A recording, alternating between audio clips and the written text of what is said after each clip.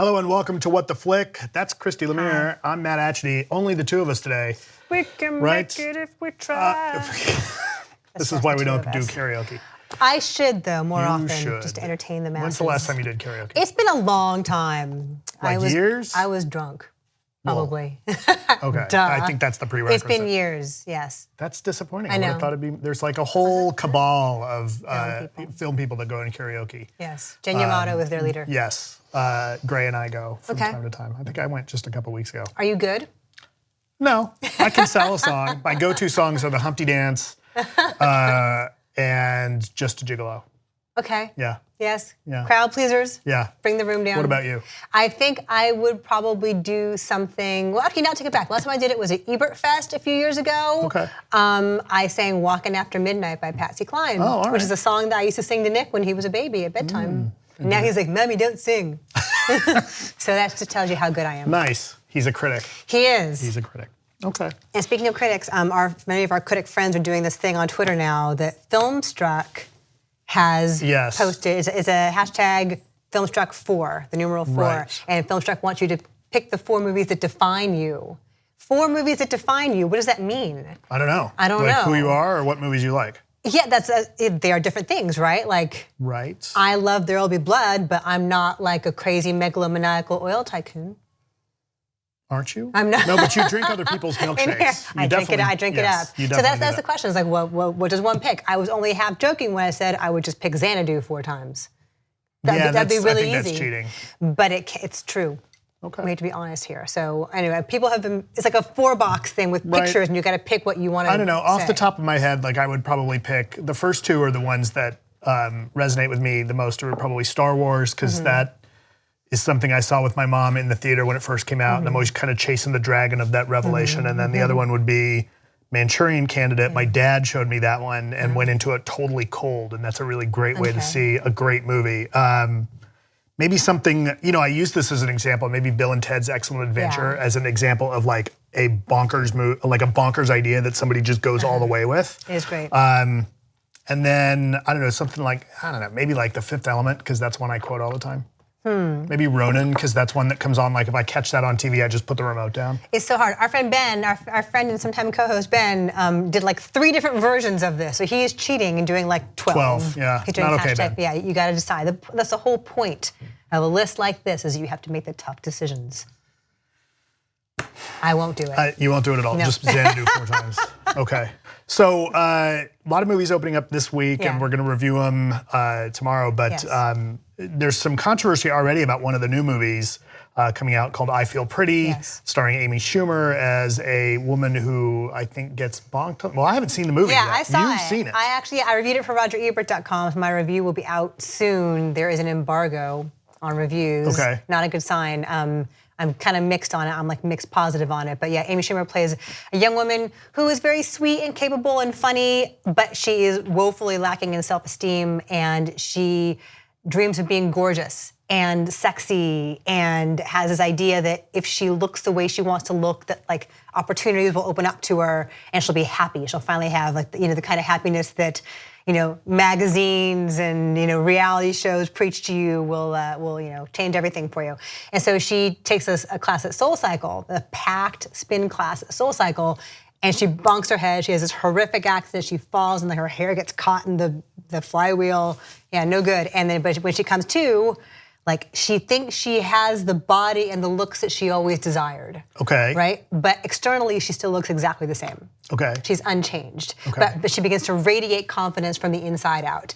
And because of that, everything she always dreamed of begins to fall into place. Like she gets her dream job and she gets a boyfriend who is really sweet and loves her for who she is and loves her for this fearlessness that she now exhibits. And so I think a lot of people, just based on the trailers, think that the movie is about body shaming. Okay. Which it's not. It's kind of the exact opposite of that. So do you think the controversy is blown out of proportion by people who haven't seen the movie yet? When does that ever happen? When do people ever jump to conclusions about movies without having seen them?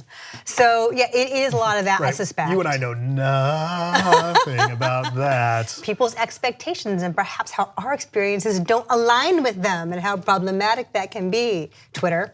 So, that's not even the biggest problem, because what it is about, it's Amy Schumer's brand in a lot of ways, right? Okay. And she has always toyed with the idea of femininity, like what it means to be feminine or refined or proper in modern society, and she's always kind of messed with expectations of gender roles and whatever, and relationship roles. So it kind of is a lot like that. The character she plays in the middle of the movie, when she has had her head injury and she's brazen and wild and inappropriate, that is the Amy Schumer that you see in movies like Trainwreck, okay, or you see in her TV show. So this is not a massive deviation from who we know her to be. We'll talk about this tomorrow when we review it, but the problem I have with it comes toward the end. There's a big speech she has to give, and the big speech kind of contradicts the point of the movie, because she works for this cosmetic company. Okay. And the cosmetic company, anyway, I'll tell you tomorrow. But I suspect that when people actually see this movie, that they might begin to feel differently. But even there's a Vulture article, which you and I both read, which is a Q&A with Amy Schumer, and she's very candid about the fact that that scene is the one scene she has a problem with. That Schumer has a problem. Yes, the big spiel she has to give at the end. So this is written and directed by Abby Cohn and Mark Silverstein. Their first film they've directed. They were longtime romantic comedy writers. They did Never Been Kissed. Okay. And He's Just Not That Into You, and How to Be Single. Lots of how-to book movies. Right. So this is her first directorial debut, and she contributed a lot. Clearly, it's very much her tone, her style. But that final bit. but even she admits in this article in Vulture, which is a very candid article, like, yeah, she had some trouble with that last scene as well. But for the most part, the movie is about like celebrating who you are, and it's kind of hackneyed and cliched, like it was in you all along. Right. You could do it all along. And it's just, she just finds the confidence, and it's about how people who you might think are super confident really aren't because of what they look like. Like Emily Ratajkowski's in this, and she supposedly has self-esteem issues. Don't we all? Yeah, so there you go. Everybody does in some right? in some Everybody respect, does in some way. That's what the movie is about. Is that everyone's insecure about something, and you can't necessarily assume that people are who you think they are based on their packaging. Right. I mean, right. The ones that aren't insecure about something are sociopaths. Like our president. That's just a guess. It's a guess. I'm just guessing. No, look, like obviously there's insecurity in place there. Come on, right? Oh yeah, he's very thin-skinned. Yeah. Totally. So.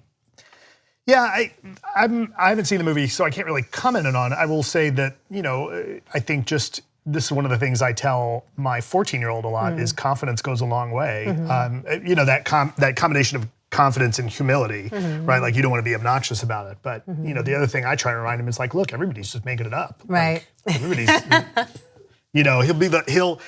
I try not to use the because I said so answer with him. It's more along the lines of like, well, what's the worst thing that can happen? But look, I'm just making this up as I go along. So let's give it a shot. Right, and if you radiate confidence, perhaps it will inspire it in others as well. Maybe. Right, so. Well, that's the other thing I tell Gabe is like, say everything with authority all the time. Just say everything with the voice of authority and people will believe you, whether or not it's true.